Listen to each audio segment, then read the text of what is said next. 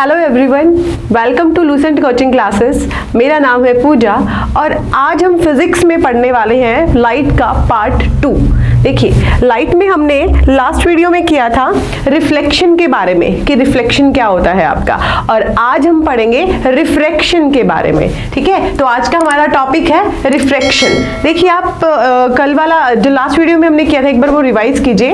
हमने क्या किया था कि लाइट हमारे पास एक मीडियम में आ रही है, ठीक है, इंसिडेंट रे हमारे पास एक पर्टिकुलर सरफेस पे आ रही है और वो इसी मीडियम में ही रिफ्लेक्ट हो रही थी। ठीक है, हमने अभी तक ये पढ़ा था। बट अब हमें क्या करना है कि लाइट हमारे पास किसी पर्टिकुलर सरफेस पे आ रही है और वो दूसरे मीडियम में ट्रेवल कर रही है, किसी और माध्यम में जा रही है। ठीक है, तो अब हम क्या पढ़ने वाले हैं, रिफ्रैक्शन में पढ़ने वाले हैं, जिसमें हमारे पास क्या होता है, लाइट की डायरेक्शन और लाइट की स्पीड, वेलोसिटी दोनों ही चेंज हो जाते हैं। ठीक है, तो हमारे पास जो टॉपिक है आज का, उसमें हम एक मीडियम से दूसरे मीडियम में ट्रेवल करेंगे।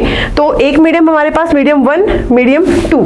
ठीक है, तो देखिए हमारे पास आपको एक इमेज शो हो रही होगी। यहाँ पे हमारे पास एक मीडियम है एयर, दूसरा है वाटर। तो आपकी जो लाइट है वो एक मीडियम से आ रही है, एयर में आ रही है और एयर में वाटर में जा रही है। तो एयर आपका रेयर मीडियम है और वाटर आपका डेंसर मीडियम है। तो जब लाइट आपकी रेयर मीडियम से डेंसर में जाएगी तो वो थोड़ी बैंड हो जाएगी। देखिए, हमें ऐसा प्रतीत होता है कि लाइट हमारे पास ऐसे जानी चाहिए, बिल्कुल स्ट्रेट, है ना, बट आपकी लाइट देखिए थोड़ी सी बैंड हो रखी है। ठीक है, ये आपका नॉर्मल है, ये नॉर्मल की साइड थोड़ी बैंड हो रखी है। तो हम जब रेयर से डेंसर में जाएंगे तो लाइट आपकी टुवर्ड नॉर्मल बैंड हो जाएगी। ठीक है, अब आगे देखिए, अब हम वाटर से ग्लास में मूव कर रहे हैं। वाटर आपका क्या हो जाएगा, अब ग्लास के कंपैरिजन में वाटर आपका क्या हो जाएगा, रेयर मीडियम हो जाएगा। तो वाटर आपका रेयर मीडियम होगा यहाँ पे, ठीक है, और ग्लास आपका डेंसर मीडियम होगा।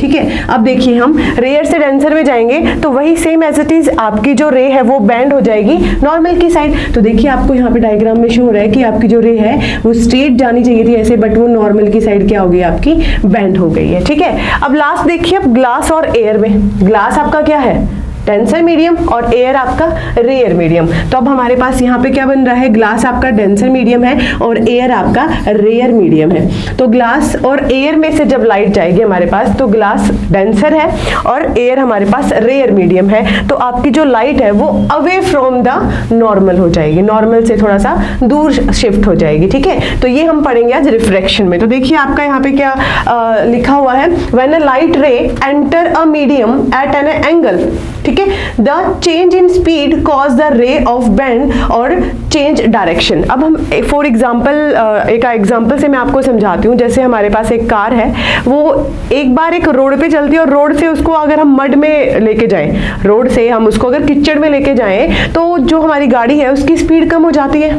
और उसकी जो डायरेक्शन है वो भी थोड़ी चेंज हो जाती है हमारे पास।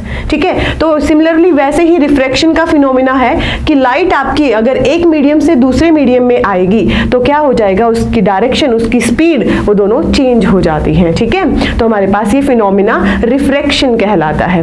तो देखिए एक बार आप कि रिफ्रैक्शन में जनरली हमारे पास ये एक इंसिडेंट रे है और ये हमारे पास रेयर मीडियम है क्योंकि एयर है और ग्लास में हम मूव कर रहे हैं। तो आपको दिख रहा होगा एंगल आई आपका ज्यादा है as compare to angle R के। तो आपकी जो ये रे है ये क्या होगी, नॉर्मल की साइड शिफ्ट हो गई है। ठीक है, हमारे पास जो आर एंगल है वो नॉर्मल की साइड चला गया, रिफ्लेक्टेड रे है जो वो नॉर्मल की साइड शिफ्ट हो गई है। अब दूसरे पार्ट में देखिए, आपका यहाँ ग्लास है और यहाँ एयर है। ग्लास आपका क्या है, डेंसर मीडियम है और एयर आपका क्या है, रेयर मीडियम है। तो हम ग्लास से जब एयर में जाते हैं, डेंसर से जब हम डेंसर से रेयर में जाते हैं, तो हमारे पास जो पाथ है लाइट का वो एक्चुअली ऐसा होना चाहिए था, बट आप खुद ही देख सकते हैं कि ये अवे फ्रॉम द नॉर्मल, ये नॉर्मल है आपका, इससे दूर हमारे पास से लाइट जा रही है। तो ये एंगल आपका ज्यादा बड़ा दिख रहा है आपको। ठीक है, तो ये हमारे पास क्या कहलाते हैं, रिफ्रैक्शन ऑफ लाइट कहलाती है। ठीक है, यहाँ तक क्लियर है सबको। अब देखिए, हमने पढ़ा कि जो रिफ्लेक्शन ऑफ लाइट हमारे पास आ रही है, तो इसमें हमारे पास एंगल आई और एंगल आर आ रहे हैं, बट एंगल आई और आर की वैल्यू डिफरेंट हो रही है, क्योंकि जब रेयर टू डेंसर जा रहे हैं हमारे पास तो आर आपका छोटा हो रहा है, और जब डेंसर से रेयर में जा रहे हैं तो आर की वैल्यू आपकी बड़ी हो रही है। तो वो हम किसकी हेल्प से निकाल सकते हैं, किसकी हेल्प से फाइंड आउट कर सकते हैं, तो वो हमारे पास है स्नेल्स लॉ। स्नेल्स लॉ हमें क्या बताता है कि sine of the angle of incident, sine of i, incident angle with sine and reflected angle with sine of r, ठीक है। इन दोनों का रेशियो हमारे पास velocity of medium 1 and velocity of medium 2 के इक्वल है। मतलब sine i by sine r, ratio of sine of angle of i and ratio of sine of i and sine of r is equal to velocity of medium 1 and ratio velocity of medium 2, ठीक है। इन दोनों की help से हम क्या निकाल सकते हैं, हमारे पास आई की और आर की वैल्यू फाइंड आउट कर सकते हैं किसी भी मीडियम में, ठीक है। तो हमारे पास जनरली देखिए स्नेल्स लॉ क्या बताता है, relationship between angle of incidence and the angle of incidence and reflected R for a given pair of medium, ठीक है। हमारे पास हर एक मीडियम की वैल्यू हम निकाल सकते हैं किसकी हेल्प से, स्नेल्स लॉ के हेल्प से। और ये केस हमारे पास किसमें आता है, रिफ्रैक्शन के केस में ही आता है, ठीक है। अब आपको याद होगा कि रिफ्लेक्शन में भी कुछ लॉज हमने किए थे, रिफ्रैक्शन के भी कुछ लॉ थे, ठीक है। वैसे ही सिमिलरली हमारे पास रिफ्रैक्शन के केस में भी लॉज होते हैं। देखिए रिफ्रैक्शन के लॉज क्या है हमारे पास, incident ray, reflected ray and normal lies in the same plane, ये हमारे पास सेम प्लेन में मूव करते हैं। यही सेम हमारे पास किसमें था, रिफ्लेक्शन के केस में था कि आपकी इंसिडेंट लाइट, आपकी रिफ्लेक्टेड लाइट और आपका नॉर्मल, आपका अभिलंब, ये सारे के सारे क्या एक ही प्लेन में थे। यही सेम हमारे पास ये इंसिडेंट लाइट है जो यहाँ पे हमारे पास आ रही है, ठीक है। ये नॉर्मल है, ये भी हमारे पास इसी पॉइंट पे है, और ये हमारे पास रिफ्लेक्टेड रे है, ये भी इसी पॉइंट से ही हमारे पास स्टार्ट हो रही है। तो ये सारे के सारे क्या है, सेम प्लेन में है हमारे पास, ठीक है। सेकेंड थिंग हमारे पास क्या है कि sine of i, sine of incident angle i angle और ratio sine of r, r angle का रेशियो, दोनों का रेशियो किसके इक्वल है, रिफ्रैक्टिव इंडेक्स के इक्वल है, जिसको हम एन से डिनोट करते हैं और कई कई बार हम इसको म्यू से भी डिनोट करते हैं, ठीक है। Mu is equal to sine I by sine R, ठीक है। ये दो लॉ है हमारे पास किसके, रिफ्रैक्शन के। नेक्स्ट हमारे पास आता है मोस्ट इंपॉर्टेंट फिनोमिना जहां से क्वेश्चंस आपके बनते हैं, that is total internal reflection. देखिए टोटल इंटरनल रिफ्लेक्शन हमारे पास क्या होता है, पहले आप इसको समझिएगा। आपके पास एक लाइट है, देखिए एक बार आपके पास कोई एक इंसिडेंट लाइट है, आपको ये यहाँ से शो हो रही होगी, ठीक है। ये हमारे पास वाटर से एयर में मूव कर रही है, तो वाटर क्या है हमारे पास, वाटर क्या है हमारे पास, वाटर डेंसर मीडियम है एज कंपेयर टू एयर।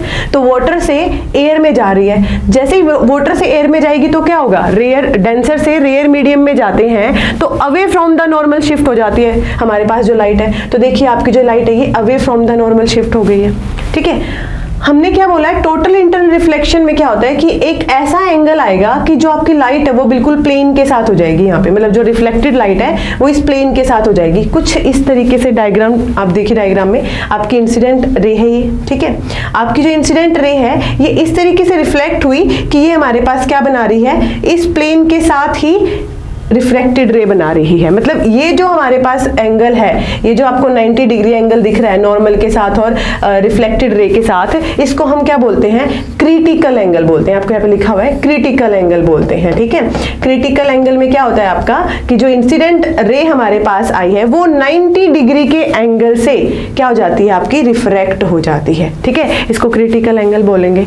अब टोटल इंटरनल रिफ्लेक्शन में क्या होता है कि अगर आपका एंगल क्रिटिकल एंगल से ज्यादा हो जाए तो आपकी रे टोटल इंटरनल रिफ्लेक्शन के फिनोमिना को फॉलो करेगी। कैसे, देखिए इस डायग्राम में आपकी जो रे है इंसिडेंट रे ये आई यहाँ पे, ठीक है। अब एंगल आपका 90 से ज्यादा है, देखिए यहाँ तक एंगल 90 था बट हमारे पास ये एंगल और भी इसमें ऐड हो गया, तो एंगल आपका 90 से ज्यादा है। जैसे ही 90 से ज्यादा आपके पास एंगल हुआ तो लाइट आपकी क्या हो गई, उसी मीडियम में रिफ्लेक्ट हो गई, ना कि दूसरे मीडियम में गई, हमारे पास सेम ही मीडियम में क्या हो गई, रिफ्लेक्ट बैक हो गई, ठीक है। इस फिनोमिना को हम क्या बोलते हैं, टोटल इंटरनल रिफ्लेक्शन बोलते हैं, ठीक है। अब देखिए क्या लिखा हुआ है हमारे पास, the value of angle of incident is increase so much that it become greater than critical angle. यही बात मैंने आपको बताई कि क्रिटिकल एंगल से ज्यादा होने पे, एंगल ज्यादा होने पे हमारे पास जो लाइट है वो रिफ्रैक्ट नहीं होती है। रिफ्रैक्ट मतलब दूसरे मीडियम में नहीं जाती है, बल्कि क्या होता है,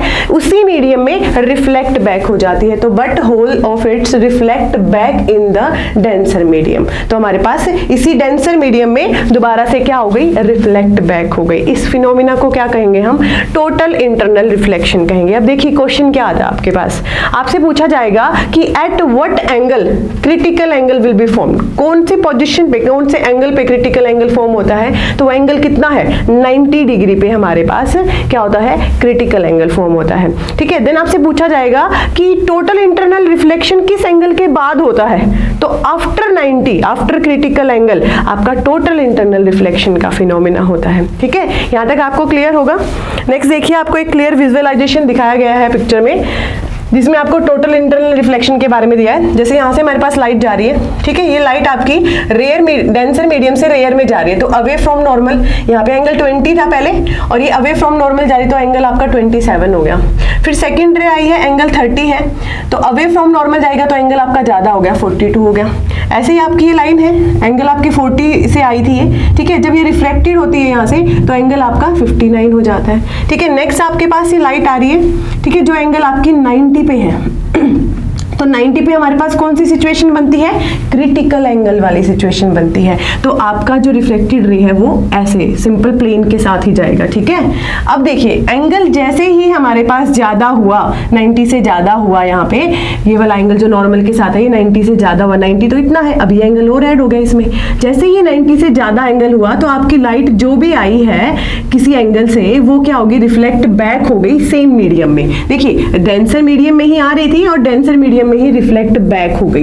इस कंडीशन को हम क्या बोलते हैं, टोटल इंटरनल रिफ्लेक्शन बोलते हैं। और ये कब हुई है, after critical angle, critical angle के बाद वाला जो पोजीशन आएगा उसमें टोटल इंटरनल रिफ्लेक्शन हमारे पास होता है।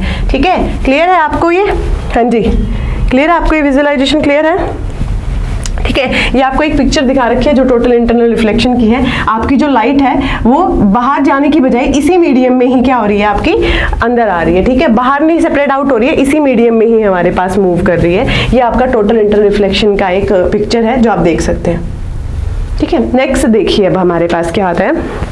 मैंने आपको कनकेव और कन्वेक्स के बारे में बताया था कि कनकेव मिरर होते हैं और कन्वेक्स मिरर हमारे पास होते हैं, दर्पण हमारे पास होते हैं। ठीक है, तो कनकेव मिरर हमारे पास कैसे बनता है, कुछ इस तरीके का सरफेस, आपको जो बोर्ड पे इमेज दिख रही है इस टाइप का कुछ सरफेस मिलता है जिसका एक सरफेस ही कोटेड होता है। ठीक है, हमारे पास जो लाइट आती है वो इस सरफेस पे आती है, अंदर वाले सरफेस पे आती है, और ये जो लाइट हमारे पास आएगी इसमें, वो सारी की सारी लाइट क्या हो जाएगी, कन्वर्ज हो जाती है किसी एक पॉइंट पे। ठीक है, तो देखिए कनकेव मिरर हमारे पास क्या होते हैं, concave mirror have surface that curved inward, जो हमारे पास ऐसे कर्व्ड होते हैं। ठीक है, a concave mirror reflect light ray so that they converge at a certain point. सारी की सारी लाइट हमारे पास यहाँ से रिफ्लेक्ट होने के बाद किसी एक पर्टिकुलर पॉइंट पे क्या हो जाएंगी, आपकी कन्वर्ज हो जाएंगी, मतलब मिल जाएंगी, एक ही पॉइंट पे वो इकट्ठी हो जाएंगी। ठीक है, तो इसको हम कन्वर्जिंग मिरर भी बोलते हैं। ठीक है, तो हमारे पास ये इसकी डेफिनेशन है।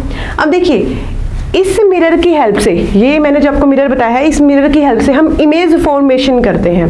तो उस इमेज फॉर्मेशन के 4 रूल हैं जो आपको याद होने चाहिए, जो आपको पता होने चाहिए, क्योंकि वो रूल्स अगर आपको याद होंगे तभी आप क्या बना पाएंगे, इमेज फॉर्मेशन कर पाएंगे। ठीक है, तो वो रूल्स क्या है एक बार देखिए आप, मैं आपको रूल्स एक एक करके बता रही हूँ। आपका फर्स्ट रूल है, अगर हमारे पास, फर्स्ट रूल है आपके पास, अगर मेरे पास ये आपका कनकेव मिरर है, ठीक है, ये हमारी जो मेन एक्सिस होती है जिसको हम प्रिंसिपल एक्सिस बोलते हैं, यहाँ पे हमारे पास सेंटर ऑफ कर्वेचर होता है, पर्टिकुलर सेंटर है इसका। ठीक है, यहाँ पे फोकस होता है। ठीक है, ये हमारे पास पोल कहलाता है। ओके, अगर आपके पास कोई लाइट इन्फिनिटी से आ रही है, इन्फिनिटी से आ रही है that means parallel to principal axis. ठीक है, आपकी ये प्रिंसिपल एक्सिस है, प्रिंसिपल एक्सिस है आपकी। ठीक है, तो पैरेलल टू प्रिंसिपल एक्सिस अगर हमारे पास कोई लाइट आ रही है तो वो हमेशा फोकस से पास होगी। फर्स्ट रूल है ये आपका कि अगर लाइट कोई पैरेलल आएगी हमेशा फोकस से पास होगी। सेकंड रूल क्या है, अगर आपकी कोई लाइट आती है, ठीक है, ये आपकी प्रिंसिपल एक्सिस, ये सेंटर है, ये फोकस और ये हमारे पास पोल। अगर आपकी कोई लाइट फोकस से आती है, ठीक है, अगर आपकी कोई इंसिडेंट लाइट फोकस से पास करती है तो वो रिफ्लेक्ट कहाँ से होगी, पैरेलल टू प्रिंसिपल एक्सिस से, एक्सिस के पैरेलल में रिफ्लेक्ट बैक हो जाएगी। ठीक है, अगर कोई पैरेलल लाइट तो फोकस में से पास हो रही है, बट अगर फोकस में से कोई लाइट आ रही है तो वो पैरेलल चली जाएगी, वो पैरेलल रिफ्लेक्ट हो जाएगी आपकी। ठीक है, ये सेकंड रूल था। अब थर्ड रूल देखिए हमारे पास क्या है, ये हमारे पास मिरर है, कनकेव मिरर है हमारे पास, प्रिंसिपल एक्सिस, ये सेंटर, फोकस। ठीक है, ये आपका पोल। अब हमारे पास अगर कोई लाइट सेंटर ऑफ कर्वेचर से ही आ रही है, अगर हमारे पास कोई incident light centre of curvature से ही आ रही है, तो वो रिफ्लेक्ट बैक भी सेंटर ऑफ कर्वेचर के पाथ पे ही हो जाएगी, मतलब वापस यहीं से ही वापस चली जाएगी, इसी पाथ पे ही वापस हो जाएगी आपकी। ठीक है, ये आपका थर्ड रूल है। और फोर्थ रूल क्या होता है हमारे पास? फोर्थ रूल देखिए आप एक बार, अगर मेरे पास कोई लाइट आपकी पोल पे आ रही है, इस पॉइंट पे आ रही है, पोल पे आ रही है, तो आपको पता है कि angle of I is equal to angle of R होता है अकॉर्डिंग टू रूल। ठीक है, तो हमारे पास जैसे लाइट आई है पोल पे, जिस एंगल से आई है उसी एंगल से क्या हो जाएगी? रिफ्लेक्ट बैक हो जाएगी। Angle I is equal to angle R है, तो जिस एंगल से आई है यहाँ पे उसी एंगल से रिफ्लेक्ट बैक हो जाएगी आपकी।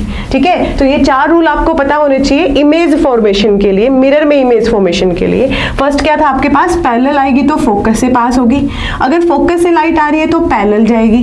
ठीक है, अगर सेंटर ऑफ कर्वेचर से लाइट आ रही है तो सेंटर ऑफ कर्वेचर से ही वापस रिफ्लेक्ट बैक हो जाएगी। फोर्थ पॉइंट क्या था? अगर पोल पे लाइट आपकी आ रही है तो पोल से जिस एंगल पे आई है उसी एंगल से रिफ्लेक्ट बैक हो जाएगी। ठीक है, यहां तक क्लियर है सबको? अभी इसकी इमेज फॉर्मेशन मैं आपको बताती हूँ, ध्यान से समझिएगा। ठीक है, तो देखिए आपको कुछ इमेज फॉर्म हो रही होंगी, यहाँ पे दिख रही होंगी। फर्स्ट हमारे पास केस है कि अगर आपका ऑब्जेक्ट इन्फिनिटी पे हो, ठीक है, अगर ऑब्जेक्ट इन्फिनिटी पे है हमारे पास, एट इन्फिनिटी है, तो इन्फिनिटी से जब कोई ऑब्जेक्ट की लाइट आती है तो वो पैरेलल टू प्रिंसिपल एक्सिस आती है। हमारे पास ये प्रिंसिपल एक्सिस है, ठीक है, इसके पैरेलल में ही हमारे पास कोई लाइट आएगी। This is the principal axis के पैरेलल में एक इंसिडेंट लाइट आई है, और ये इंसिडेंट लाइट कहाँ से पास होगी? फोकस से पास होगी। ठीक है, सेकेंडली फिर से कोई इंसिडेंट लाइट आएगी हमारे पास, और वो कहाँ से पास होगी? फोकस से पास होगी। तो आपकी इमेज कहाँ फॉर्म हो रही है? फोकस पे फॉर्म हो रही है, आपकी पॉइंट साइज इमेज फॉर्म हो रही है, जो कहाँ है? फोकस पे है। ठीक है, तो आपके पास फर्स्ट केस क्या है? अगर ऑब्जेक्ट इन्फिनिटी पे है तो इमेज हमें कहाँ मिलेगी? फोकस पे मिलेगी, जो बहुत ही पॉइंट साइज होगी, डिमिनिश्ड होगी हमारे पास। ठीक है, नेक्स्ट केस देखिए हमारे पास, अगर आपके पास ऑब्जेक्ट बियॉन्ड सी है, सी से थोड़ा सा दूर रखा हुआ है, तो हमारे पास क्या है? पहले रे आएगी जो पैरेलल टू प्रिंसिपल एक्सिस होगी। प्रिंसिपल एक्सिस से पैरेलल होती है तो कहाँ से पास होती है? फोकस से पास होती है। ठीक है, हमारे पास फोकस से पास आउट हो रही है। नेक्स्ट मेरे पास जो लाइट है वो सेंटर ऑफ कर्वेचर से पास हो रही है, तो वो रिफ्लेक्ट बैक भी कहाँ पे होगी? सेंटर ऑफ कर्वेचर से ही वापस जाएगी। तो ये दोनों रे कहाँ मीट कर रही है? यहाँ मीट कर रही है ना, जहाँ पे मीट करेंगी वहीं पे हमारे पास क्या हो जाएगी? इमेज फॉर्मेशन हो जाएगी। तो देखिए जहाँ पे हमारे पास दोनों रे जो है मीट की है, यहाँ पे हमें एक छोटी सी इमेज दिखाई दे रही है। आपके पास देखिए ये इमेज हमें यहाँ पे दिखाई दे रही है, ए बी।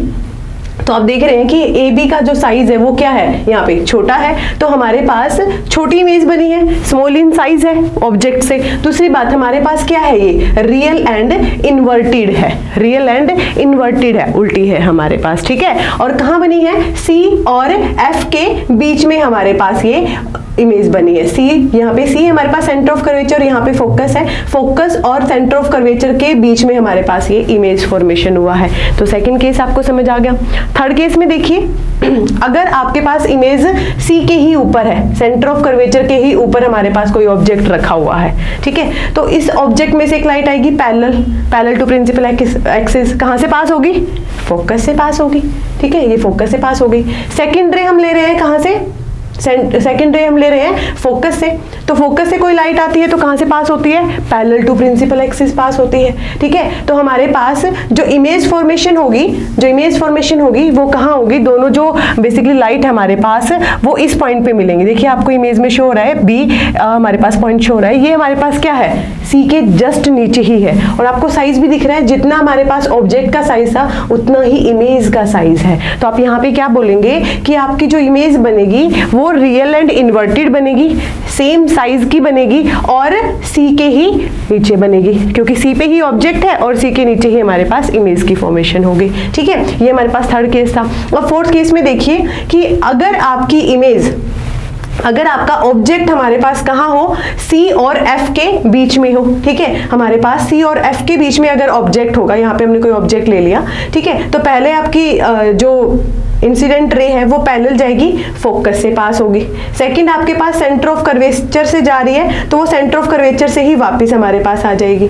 ठीक है, तो अब ये देखिए हमारे पास जो लाइट है जनरली, अगर हम पॉइंट पे आ रहे हैं, इस पोल पे आ रहे हैं और पोल से रिफ्लेक्ट बैक करा रहे हैं, तो हमारे पास जो इमेज बन रही है वो कहाँ बन रही है? अगर हम C और F के बीच में ऑब्जेक्ट को ले रहे हैं तो इमेज हमारे पास कहाँ बन रही है? बियॉन्ड C बन रही है। देखिए ऑब्जेक्ट तो हमारे पास यहाँ था ना, आप क्लियर देखिए एक बार, ऑब्जेक्ट हमारे पास कहाँ था? C और F के बीच में था, ठीक है, यहाँ पे हमारे पास ऑब्जेक्ट है, बट इमेज कहाँ बनी है हमारे पास? बियॉन्ड C बनी है, ठीक है। तो आप ये चीज याद रखेंगे कि अगर हम ऑब्जेक्ट को C और F के बीच में लेते हैं, सेंटर ऑफ कर्वेचर और फोकस के बीच में लेते हैं, तो आपका जो इमेज फॉर्मेशन होता है वो बियॉन्ड C होता है और वो जो इमेज है वो लार्ज इन साइज होती है, रियल एंड इन्वर्टेड होती है, ठीक है। क्लियर है आपको? हाँ जी। नेक्स्ट पॉइंट देखिए, अगर आपके पास फोकस पे ही क्या हो? ऑब्जेक्ट हो। अगर फोकस पे ही हम ऑब्जेक्ट को लेते हैं तो फर्स्ट लाइट आपकी पैरेलल जाएगी और वो फोकस से पास होगी, ठीक है, ठीक है। सेकेंड लाइट हमारे पास सेंटर ऑफ कर्वेचर से जा रही है और वो सेंटर ऑफ कर्वेचर से ही रिफ्लेक्ट बैक होगी, ठीक है। तो आपको दिख रहा है कि ये कहीं पे मिल रही है, ये आपकी आगे तक कहीं जाके दूर इन्फिनिटी पे मिलेंगी। तो आपका ये फिफ्थ केस है। फिफ्थ केस में हम क्या करेंगे कि अगर आपके पास ऑब्जेक्ट कहाँ हो? फोकस पे हो, तो आपकी जो इमेज बनेगी वो इन्फिनिटी पे बनेगी। इन्फिनिटी पे इमेज बनेगी, इसका मतलब क्या है? उसका साइज क्या होगा? लार्ज होगा, मैग्नीफाइड साइज होगा, और दूसरी बात वो रियल और इन्वर्टेड ही होगी, ठीक है। यहाँ तक क्लियर है? लास्ट केस है हमारे पास कनकेव मिरर का। अगर आपका जो ऑब्जेक्ट है वो फोकस और पोल के बीच में हो, यहाँ पे फोकस था, ठीक है, देखिए कुछ इस तरीके से फोकस और पोल के बीच में हमारे पास ऑब्जेक्ट हो, ये फोकस है यहाँ पे, यहाँ पोल है, इसके बीच में कहीं पे हमारे पास ये ऑब्जेक्ट है, तो जो आपकी इमेज बनेगी, देखिए आपको यहाँ पे शो हो रही है, मिरर के पीछे आपको एक इमेज शो हो रही है, ये कैसे बनेगी? बिहाइंड द मिरर बनेगी और वर्चुअल एंड इरेक्ट बनेगी, ठीक है। आपका जो लास्ट केस है कनकेव में, वही एक थोड़ा सा अलग केस है जिसमें आपकी जो इमेज बनती है वो कहाँ बनती है? बिहाइंड द मिरर बनती है, और वो कैसी बनती है? आपकी वर्चुअल एंड इरेक्ट बनती है, ठीक है। यहाँ तक आपको सारी चीजें क्लियर होंगी, इमेज फॉर्मेशन क्लियर होंगी। नेक्स्ट हम बात करते हैं, अभी हमने कनकेव की बात करी है, अब हम बात करेंगे कन्वेक्स की, ठीक है। कन्वेक्स के केस में क्या होता है आपका, मैंने आपको बताया था कि कन्वेक्स में हमारे पास जो ये अंदर वाला इनर जो सरफेस होता है ये कोटेड होता है। आपकी जो लाइट आती है वो कहाँ आती है? आउटर सरफेस पे आती है, और ये सरफेस पे आने के बाद लाइट क्या हो जाती है आपकी? डाइवर्ज हो जाती है, मतलब फैल जाती है, ठीक है, आपको दिख रहा होगा फैल जाती है, ठीक है। तो हमने यहाँ पे लिखा भी हुआ है ये चीज कि convex mirror has a surface that curved outward, जो आउटवर्ड की साइड से हमारे पास कर्व्ड होता है, जनरली वहां पे लाइट आती है। अ convex mirror reflect light ray so that they diverge. Diverge का मतलब क्या होता है? फैला देना, स्प्रेड आउट कर देना, ठीक है। तो ये हमारे पास लाइट को क्या कर देगा? फैला देगा, ठीक है। इसमें जो इमेज फॉर्मेशन होती है हमारे पास, इसमें हम जब इमेज बनाते हैं तो वो क्या करते हैं, हम कंसिडर करते हैं इस पर्टिकुलर जो रे लाइट है उनको आगे एक्सटेंड करते हैं और बिहाइंड द मिरर हम इनको बनाते हैं। तो हमारे पास इसकी जो बेसिकली मिरर बनती है, इमेज बनती है, मिरर इमेजेस जो बनती है वो बिहाइंड द मिरर बनती है और वो वर्चुअल एंड इरेक्ट ही होती है। तो देखिए इसके केस में हम सारी लाइट्स को आगे एक्सटेंड करेंगे और यहाँ फोकस मान के यहाँ पे क्या करेंगे? इसका इमेज फॉर्मेशन करेंगे, ठीक है। तो देखिए इसकी एक इमेज आपको शो करती हूँ। देखिए हमारे पास ये कन्वेक्स मिरर है, इसमें आपके पास जो ऑब्जेक्ट है वो C और F के बीच में रखा हुआ है, सेंटर ऑफ कर्वेचर और फोकस के बीच में रखा हुआ है, ठीक है। आपकी लाइट गई, इंसिडेंट लाइट गई, ये इंसिडेंट लाइट क्या हो जाएगी आपके पास? रिफ्लेक्ट हो जाएगी, डाइवर्ज हो जाएगी जनरली ऐसे, ठीक है। सेकेंड रे लाइट ली हमने, जो पोल पे हमने भेजी, तो वो पोल से हमारे पास उसी एंगल से वापस रिफ्लेक्ट बैक हो जाती है, ठीक है। अब देखिए ऐसे तो इमेज बनेगी नहीं, हमने क्या किया? इनको आगे एक्सटेंड किया कुछ इस तरीके से, इस रे को आगे एक्सटेंड किया, ये जो जनरल रे थी इसको आगे यहाँ पे एक्सटेंड किया, तो ये दोनों रे यहाँ पे मीट कर रही है, तो यहाँ पे हमारे पास क्या बन जाएगा? इमेज फॉर्मेशन हो जाएगी, ठीक है। ऑब्जेक्ट हमने यहाँ लिया था और इमेज फॉर्मेशन कहाँ हुई है हमारे पास? बिहाइंड द मिरर हुई है, ठीक है। तो यहाँ पे जो इमेज बनी है वो आपको दिख रही है, स्मॉल इन साइज है, यहाँ पे जो साइज था ऑब्जेक्ट का उससे स्मॉल साइज है। दूसरी बात वर्चुअल एंड इरेक्ट है, ठीक है, वर्चुअल एंड इरेक्ट इमेज बनेंगी यहाँ पे। तो आपका जो कन्वेक्स मिरर है उसमें आपके जो इमेजेस बनती हैं वो वर्चुअल और इरेक्ट ही बनती हैं, ठीक है। तो आज की वीडियो में हमने रिफ्रैक्शन और mirror formation of concave and convex mirror किया है। आई होप आप लोगों को समझ में आया होगा। फिर भी कोई डाउट हो तो आप जरूर पूछें। Thank you so much, have a nice day.